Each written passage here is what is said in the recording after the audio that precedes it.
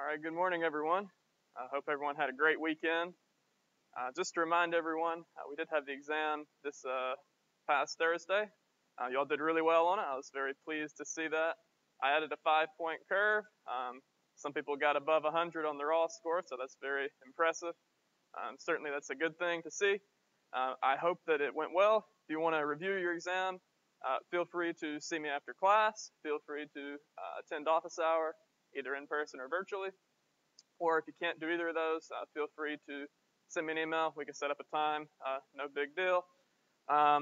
Just to remind everyone, there will be the next round of Connect Master assignments for, they're going to be due at 11:59 p.m. tonight. That's going to be for the EBusiness and ECommerce. So make sure you get those done. So you should be able to see those without any issue. And apart from that, introducing Unit 2 today. So Unit 2 kind of goes a little bit more in depth. Talks about more specific technologies, more specific concepts. Last unit introduces information systems, shows how firms use them at a high level. We're getting a little bit more in depth in this unit. So today we'll cover EBusiness and ECommerce. Next class we'll cover information security. Class after that we'll do another day in information security. And do some hands-on stuff, particularly looking at risk analysis examples, stuff like that. We'll have social computing after that. Then we'll do data and knowledge management, do some different diagrams, stuff like that to know for data and knowledge management. We'll wrap up the unit with acquiring information systems and applications. As you may guess, it's not always going to make a lot of sense to write everything from scratch every time you need to use something. So we'll talk about some different strategies to acquire different information systems. And then we'll have a review day, and we'll also have the technology guide for software. So any questions about anything that I can address right now? Like I say, certainly feel free to catch me after class, whatever. So today we're covering Chapter 7, EBusiness and ECommerce. And this is probably a chapter that's pretty familiar to a lot of people in here. If I had to take a guess, I would guess that the majority of the students in present day have probably used some sort of e-commerce site before, and they've probably purchased something online. So kind of talking about, we're going to some more specifics though. We're going to cover two major things, e-commerce and e-business. So before we begin, I have a quick survey. It's just for fun. It's completely optional, but it just kind of goes through and it gets your opinion so we can talk about that, have some participation. Completely optional. So I'll give you a minute to do that.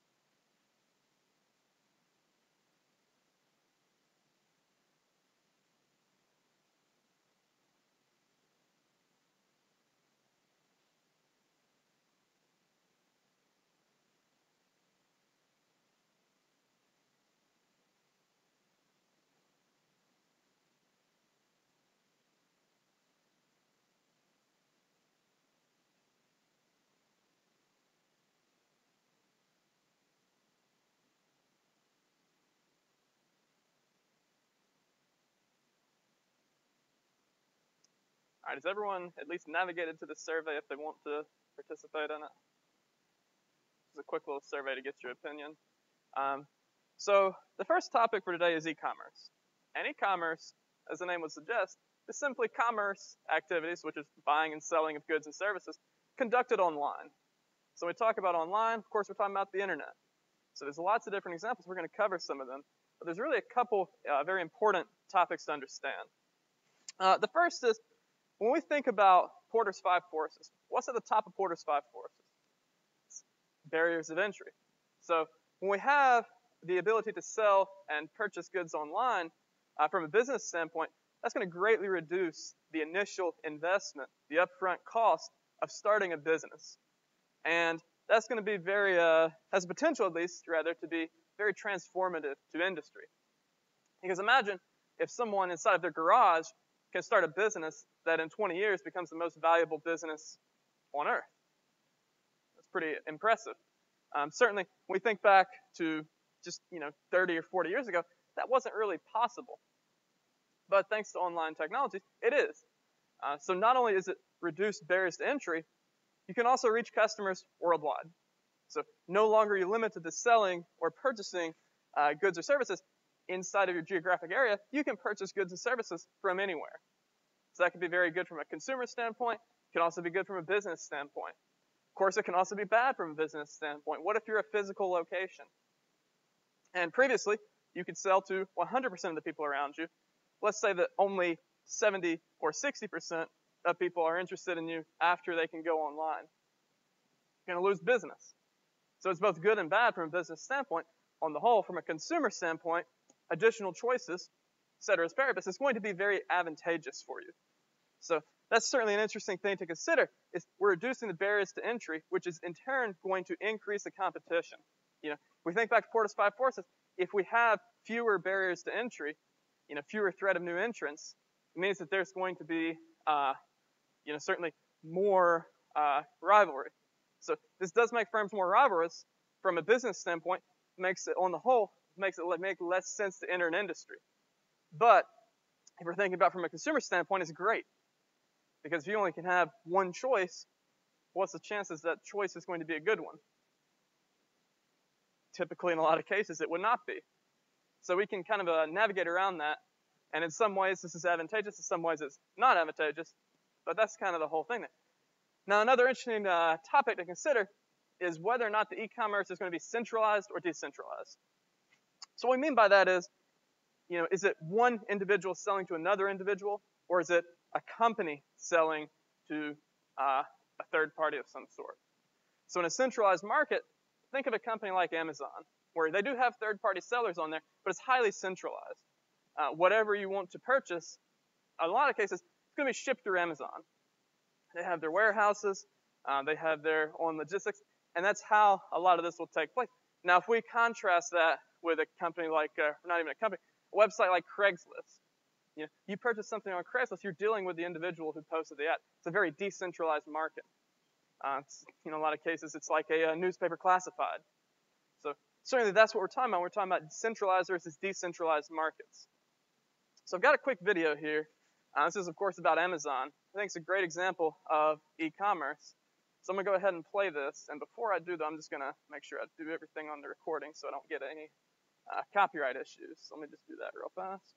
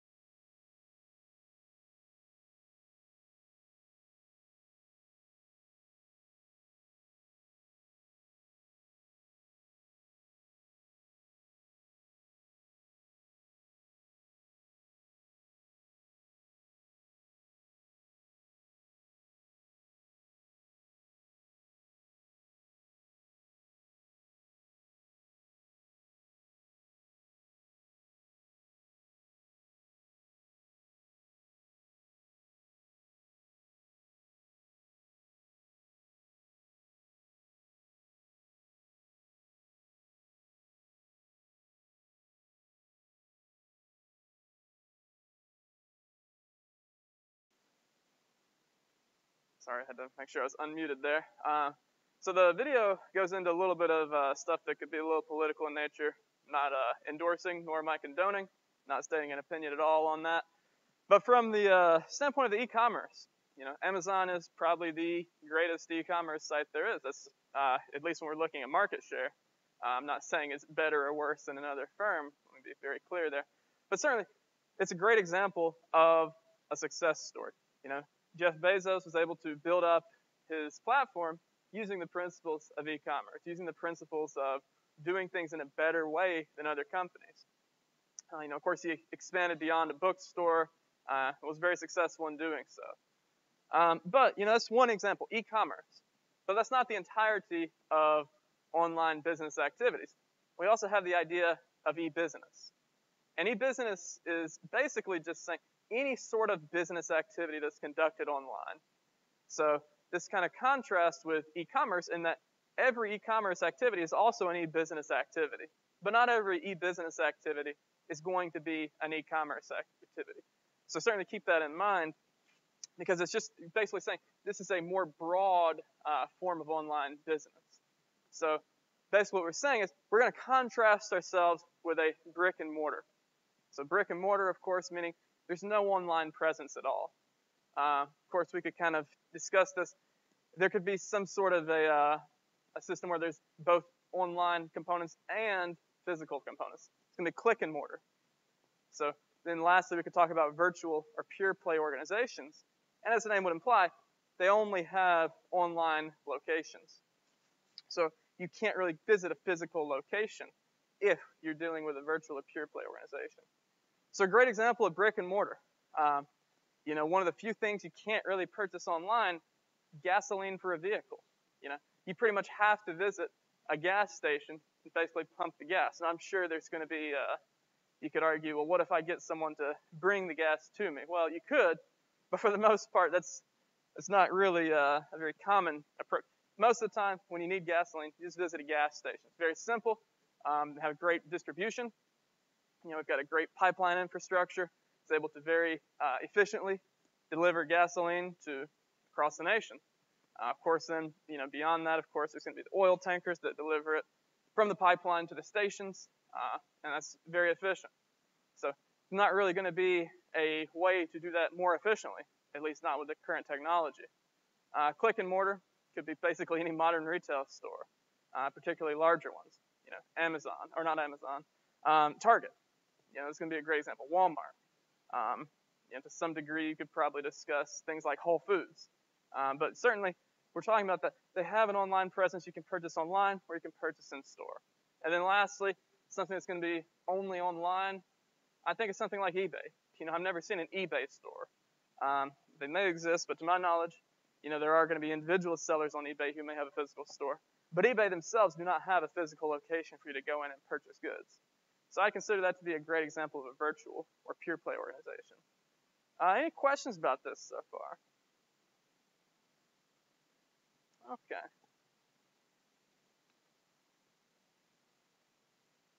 So speaking of commerce, I have on the slide here, it's e-commerce. This is really more broad than that. It's really commerce types. So types of commerce. There may be four main types to know. So we have up here B2B. Of course, that's business to business. And that's going to be roughly 85% of transactions, and we're looking at the volume, rather. I'm not saying that 85% of the amount, but I'm saying 85% of the dollars that are transacted. It's going to be B2B. One business selling a good or service to another business. And why is that? Well, we'll talk about supply chains in a couple slides here. But for the most part, we're thinking about this. You have to have a supplier.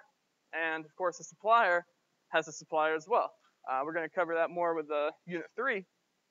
But for now, just kind of bear that in mind, that to produce a good or service, you have to have some sort of inputs for that. And a lot of the time, that's going to be other goods and services. So something to keep in mind. Of course, one we commonly think of is business to consumer, B2C. That's going to be anybody walking into a store and purchasing something. A very common example, we're talking about the number of transactions, not necessarily the dollar amount of said transaction, but just the number. It can be a very large amount. Of course, when we talk about this, any sort of example of you going into a retail store, very common. Consumer to consumer, C to C. That's basically just one consumer selling something to another consumer. Going back to the example of Craigslist, probably the best example of a consumer to consumer sort of oriented platform that there is, because the idea is that the vast majority of the parties on there are just end consumers. They don't necessarily have a business, although in some cases they could. We're typically thinking about one person having something they want to get rid of, they want to sell it, so they engage in that sort of transaction. Now, one that I find particularly interesting is business to employee. So that's the last one here, B2E, is business to employee. And what that is that's the business selling something to their employees. So we see this most often whenever a business has some sort of a health insurance plan they sell to their employees. They have some sort of retirement package that they sell to their employees, something like that. Although it's not limited to that. So imagine someone worked at a bakery, or imagine someone worked at a fast food restaurant. And let's say that they didn't get a free meal from their employer. Well, let's say they wanted to purchase a meal from their employer. That'd be a business to employee transaction because the business is selling it to the employee. Pretty straightforward there. Any questions?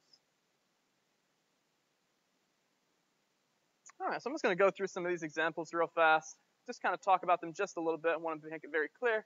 I'm not saying you should or should not purchase from any of these. Do whatever you want, of course. eBay, we've talked about it being somewhat of a decentralized market. Certainly more decentralized than Amazon. Amazon's probably, well, I'm not going to say it's the most centralized up here, but it's certainly on the more centralized scale when we're looking at it from that perspective. We have CDW. You may or may not be familiar with them. They're going to be a technology provider. They sell hardware and maybe a few services, but certainly they're most well known for their enterprise IT hardware. They sell primarily B2B, although you can certainly purchase from them as a consumer. It's really whatever you want to do there. But certainly their primary business is selling to other businesses. Of course, they also have CDWG, which is then selling to governments. So they have lots of different lines of business there. Chewy, anyone in here use Chewy? Well, I think you could buy some sort of dog supplies, pet supplies. That's probably a better term. Yeah, I mean, certainly it's going to be a very targeted sort of e-commerce site, kind of like how Amazon started off with, books. Chewy is doing pet supplies, food. Do they sell medicine? They probably sell medicine. I don't have a pet, so I don't know what they sell. But that's okay. Alibaba is going to be a sort of an international market, targeted a lot toward nations with large amounts of manufacturing. So they're going to have lots of products and services for sale, although mostly products. They're going to be shipping internationally. Of course, they're going to be heavily reliant upon low shipping rates. Why are shipping rates lower internationally than domestically? That's a great question. You look at something like the United Nations Postal Union, which sets the rates for shipping from developing nations to developed nations and all that sort of stuff. A little bit beyond the scope of this course, but that's why a company like Alibaba is able to be successful. I imagine if you had to pay the actual market rate for shipping something internationally, it'd probably cost 20 times the product in a lot of cases. So that's why that's the situation there. Some other e-business concepts to kind of understand. Mobile commerce. As the name would imply, which is a good thing for this chapter, I guess. Mobile commerce is simply the act of using any sort of commerce activity through a mobile device, be it a cell phone, certainly a tablet, arguably a laptop, but for the most part, just think about any sort of mobile app. That's basically all we're talking about with mobile commerce. So lots of retailers now, Walmart I know, several others as well, have apps that they want you to use. And the reason they want you to do that, of course, one of the main reasons being they basically control more than they would through a website. So it can be very beneficial for them, could potentially be beneficial for the consumer. Just depends on what specific features you're using. E-government. So e-government is simply the act of doing governmental activities through technology.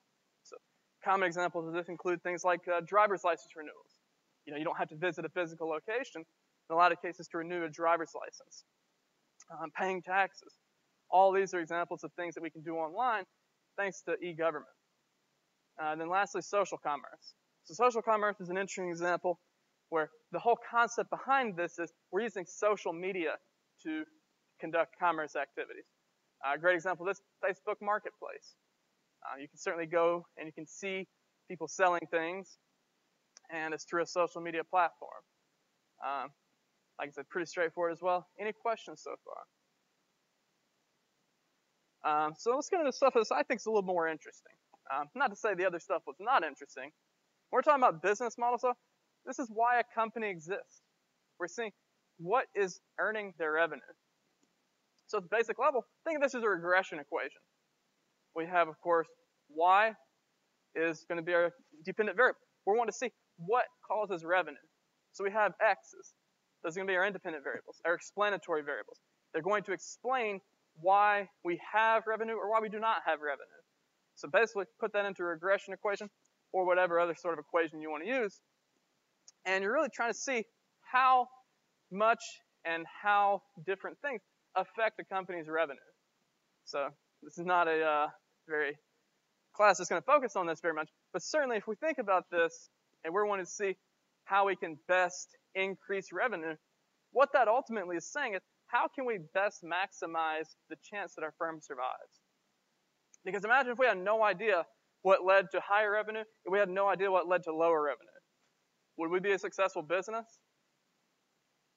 It's possible, but I think it's a lot more likely that a business will be successful if they have a good idea about what leads to their revenue.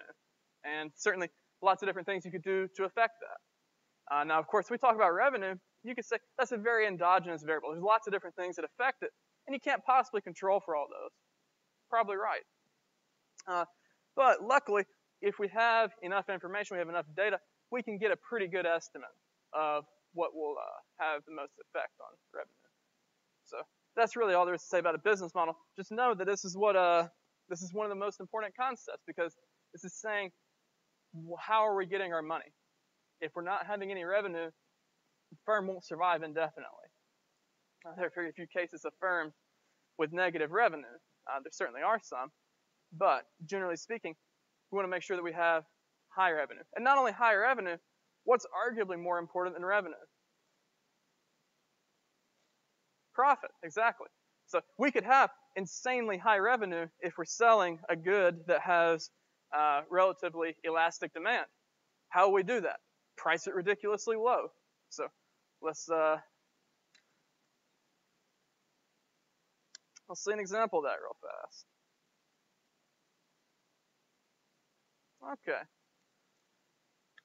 So I'm just going to briefly draw a little thing here. Well, it's not an art class, I can tell you that. So imagine if we had a price of, I don't know, let's say $20 for a good that cost us $30. Are we going to sell a lot of them? We're going to sell quite a few. And then imagine if we increase the price. Let's say this down here is going to be price.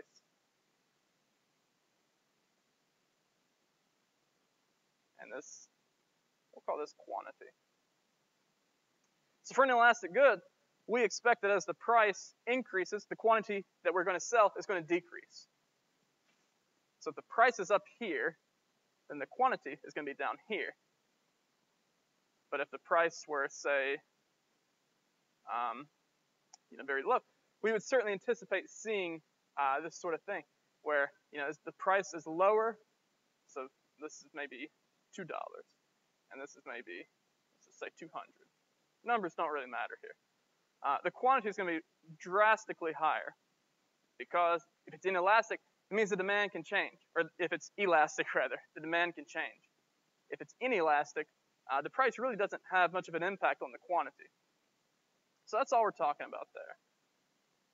So basically, we could certainly have very high revenue and still be not very profitable. If our expenses exceed our revenues, then of course we're not going to be profitable. So let's talk about how we can actually use e-commerce to obtain payment. It's very great to say we can have sales done online, but can we receive payment online as well? Well, we can, of course. So one way is things like e-checks. An e-check is simply going to be a routing number and an account number for an account. Of course, you're going to then be able to debit the account, and it's going to be a very straightforward transaction. Very low fees associated with this. Of course, credit cards as well. We're talking about receiving payment. Credit and debit cards can be a great way to do so because they're transacted through established providers, and all we really have to do is just accept the payment. Downside, of course, is there's going to be a fee associated with that. So why would we not want to accept a credit card? Well, there's a lot of reasons. Imagine we're in an industry that has demand that is very inelastic. Let's say education, for example. If you know that regardless of whichever method of payment you're going to accept, you're going to have the same amount of people willing to pay, then why would you want to make it more convenient? Rent's another example of this. For the most part, you wouldn't want to sacrifice 2 or 3% of your revenue to make it more convenient when it doesn't have a difference on the amount of revenue. So you'd only want to consider these if it were going to be advantageous for your firm to do so. Okay, now this is, in my opinion, the most important topic of anything that we cover, probably in this class, but certainly today. Disintermediation. So disintermediation is simply the removal of an intermediary. And we think, what is an intermediary? Well, an intermediary is simply a middleman. And, middleman is basically just going to be either a wholesaler, arguably a retailer, or distributor, something like that inside the supply chain. We're taking them out of the supply chain. And what we have when we do this, we're going to see an example of this here in a minute, but for the most part, this is going to lower the cost of goods sold because each aspect of the supply chain is not going to be perfectly efficient. It does not cost $0 to have a wholesaler. They have expenses. You pay for those expenses as you purchase a good or service. So certainly keep that in mind. So that's why I say, for the most part, this will lower costs. There can be exceptions. But we think about how can we actually have disintermediation? Why is it possible? Is it possible with physical goods? Let's ask that first. It is. Certainly if we have physical goods, then basically we'd have the manufacturer sell directly to consumers. That's certainly going to be possible with technology. It'd even be possible without technology. Think about mail order catalogs. That's a very common example. Tesla right now, they're basically doing this, where they don't have a network of dealerships. So they basically sell directly to consumers. So that works well for them, doesn't work well for every manufacturer. It really depends on what your goals are as an organization. But not only does it allow for lower costs potentially, it can also allow for things like more control. So, if you're a company like Tesla, you may want to have more control over the service of your vehicles. You may want to have more control over the relationship between your customers and the manufacturer. There's lots of reasons to do disintermediation. It's not just about the cost, although certainly that's a very large component of it. So let's see an example here of a typical supply chain. Again, this is not a supply chain class, and even if it were, it wouldn't be necessarily the primary focus. So let me zoom out. Can everyone see that relatively okay? So I'll just go through it. At the top here we have suppliers, then we have manufacturer, wholesaler, retailer, customer. And of course below that we'd have consumer, because the consumer is the person actually using it, which contrasts a little bit with the customer, to the person actually purchasing it. Not many people make that distinction, yet I think it's an important distinction to make. So when we're going through the supply chain, we're going to keep it nice and simple for this class. So this will be a typical supply chain. Let's say that each aspect of this, up to the retailer, each took 5%. So supplier took a 5% margin. The manufacturer took a 5% margin. Wholesaler took a 5% margin. Retailer took a 5% margin. We add that up. What does that sum to? 20. So right now, with no disintermediation, we have overhead of roughly 20%. Now again, this is a pretty large simplification of the disintermediation. But for the most part, what we're doing is we're saying we're going to take out one of these aspects. So we're going to go straight from the manufacturer to the retailer. So if we do that, suppliers still take 5%, Manufacturer still takes 5%. Probably would take a little bit more than 5% if they're also being the wholesaler, but we're just going to keep it nice and simple. This now becomes 0%. This still is 5%. What does that mean? It means we have a reduction in the cost of goods sold. So we could even go a step further. We could just eliminate the retailer. So the manufacturer is going to sell directly to consumers. Now, going back to this example, if we do that, of course, we have 5%, 5%, 0%, 0%, as 10%. So that's what disintermediation is at a very basic level. Now, that's not to say this is like I say, you would certainly see a larger number on manufacturer. There's a lot of math on it. But for the most part, we're going to keep it nice and simple in here. This is basically a survey class anyway. So what we're doing is we're reducing the cost of our goods sold. And what can we do with that reduction? Anything. Common things we would do, things like increase our profitability. Imagine we are the manufacturer of something, and we no longer pay 10% to distribute our product. We can do that ourselves and save the money. We can increase our profitability. We could also lower the prices that consumers pay. We could do them both. Those are basically the two options we'd have. You could also make an argument you could increase dividends paid. That wouldn't technically be profit. That also wouldn't technically be any sort of reduction in the price the consumers pay for the goods. But on the whole, those are going to be your two primary options. So is that going to be something you do? Maybe, maybe not. But certainly what makes this possible to be able to do those things is the fact that it reduces the cost of goods sold. Does that make sense to everyone? It's going to be kind of a tricky concept, but basically all we're doing is we're taking an established supply chain, we're just cutting it. We're just removing aspects of it. That's all disintermediation is. Okay, so I've got a quick little bonus survey here. This is for 1 point on exam 2. It's optional to do. I'd encourage you to do it though. Just kind of ask, I think it's one question asking about what do you think is the most important part of this chapter. So no right or wrong answers there. You can say disintermediation. You can say whatever you want. As long as you put in your net ID, I'll add 1 point to your exam 2 score. And for those of you watching the recording, this will be due Wednesday at 11:59 p.m. So make sure you've submitted it by then. And then I'll try to have these points added by class time on Thursday.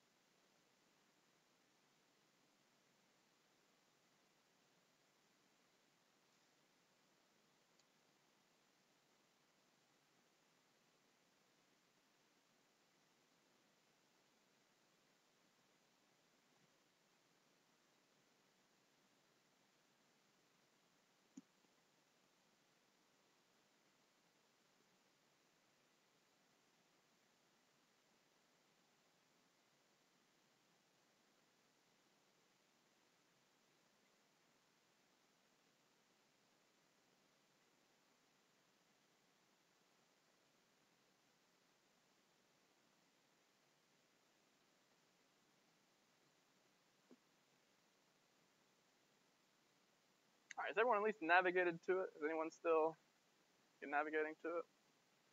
Again, it's optional, but I don't know why you'd say no to free points. So kind of shifting gears a little bit, we've talked about online commerce, we've talked about online business, we're talking more about online advertising. So one of the most common forms we see of this today is social media advertising. So social media advertising, as the name would suggest, is simply advertising using a social media platform.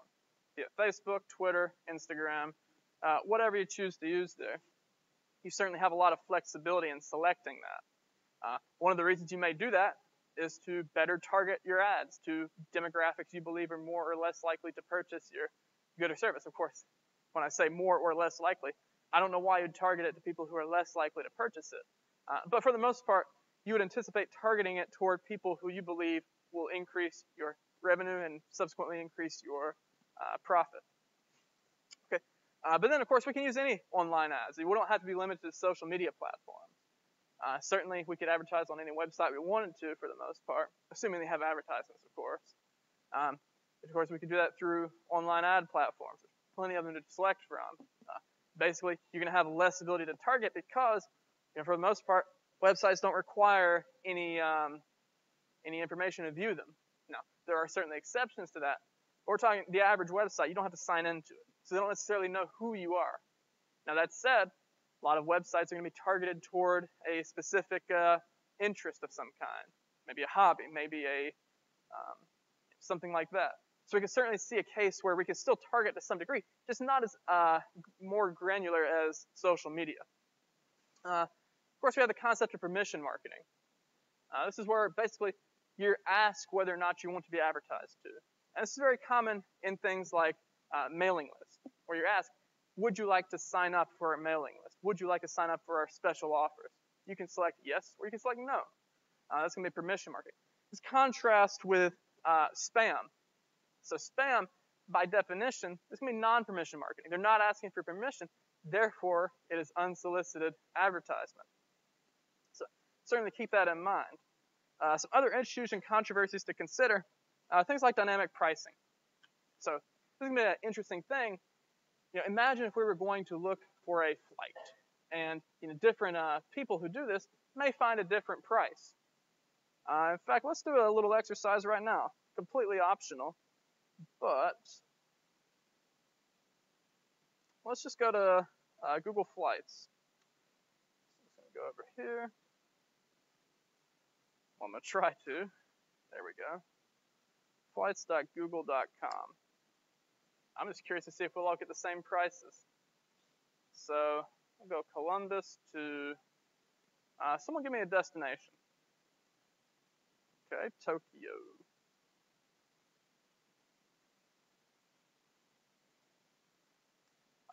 Let's use February 25th through March 1st, and let's all see if we get the same price.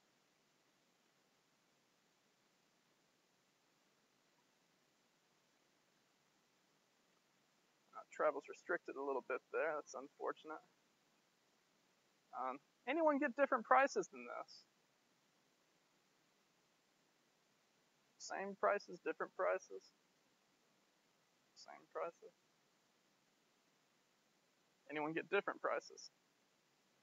Anyone do a lot of flying, by the way? I guess if you did a lot of flying, you probably wouldn't be sitting in class right now. That probably would be flying somewhere. So.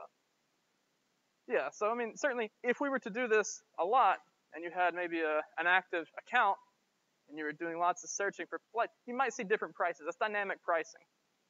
If we all looked up hotels on travel sites, we may see different pricing. And the reason for that is because we can, from a financial standpoint, we can increase the revenue by basically having dynamic pricing set to the individual consumer as opposed to set to the market equilibrium as a whole. So, I may be willing to pay more or less than someone else. And accordingly, you'd price it to where you're going to maximize the revenue that you're receiving. Now, is that a good thing? Is that a bad thing? Well, it's certainly a controversial thing. I'm not here to say whether it's good or bad. That's really for you to determine for yourself. But a lot of people think it's good. A lot of people think it's bad. Multi-channeling. So multi-channeling is simply whenever you have an online store and you have a physical store, and they have different prices for the same item. So that's why a lot of the stores, they don't price match with themselves. That's kind of a funny thing. I don't want to say any examples, but I believe there are some electronics retailers who specifically exclude their own store from their price match guarantee. I always found that kind of funny. They don't want to compete with themselves, I guess. Of course, fraud, misrepresentation. With a physical store, it's very easy, or at least more easy, to see the product before you purchase it. Now, with an online store, how do you see the product or service before you purchase it? In most cases, you rely on pictures, you rely on the description, you rely on maybe reviews. All those things can be faked. Are they faked? Sometimes. Not all the time, of course. Of course, ethics. I think we covered that enough last unit. Sales tax collection is always an interesting one. We're talking about how do you collect sales tax? Does it matter where the seller is? Is it about where the buyer is? Do we take the average of the two states? Maybe I purchased something in New York. Are we going to give the sales tax to, let's just say, North Carolina? What are we going to do? That's going to be a very interesting topic. Mostly, this is going to go to the, well, it really depends on different state laws. This is something that's still being litigated across the nation, where basically different states wanting to have a piece of this. Then, of course, we have cyber squatting. Cyber squatting is basically just saying, of course, you have different domains on the internet. Any website you go to, there's going to be some domain associated with it. For example, google.com, that's a domain. msstate.edu, that's a domain. So something like that. What you would do is you'd have an organization who doesn't yet have a domain registered associated with them, and you'd register that domain to where they wouldn't be able to use it. And then you'd basically demand a ransom if they ask you to use it. So that's a practice that is, I believe it's against FTC rules. So you could potentially land yourself in some legal consequences there. It's not legal advice or anything, but I would recommend against it. Because imagine if you had that registered for, let's say, 1,000 organizations. Let's say 10 of them contact you. And let's say of the 10 that contact you, you don't get any payment at all. Well, then you just wasted a bunch of money. So I would recommend against it. But certainly that's something that happens, and it's certainly something that a lot of people have an issue with. Okay, let's take a quick look at the survey results here.